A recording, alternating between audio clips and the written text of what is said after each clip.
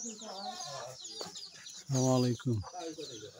দেখেন সন্ন্যাসীচর গ্রামের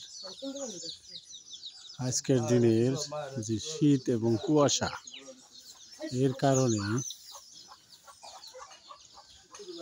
এই মহিষের গৃহস্থ মানে মালিক যাতে উপর থেকে কুয়াশা পড়ে তার মহিষটারে করতে না পারে, তার জন্য উপরে যেমন পলিথিন দিয়ে দিছে এবং মহিষের গায়েও কম্বল জড়ানো আছে। আজকের এই শীতে যদি মহিষের গায়ে কম্বল জড়ানো থাকে তাহলে অনায়াসেই অনুধাবন করা যায় যে এরেন্ডাবাড়ি ইউনিয়নের শীতের প্রকোপটা কত। সবাইকে ধন্যবাদ।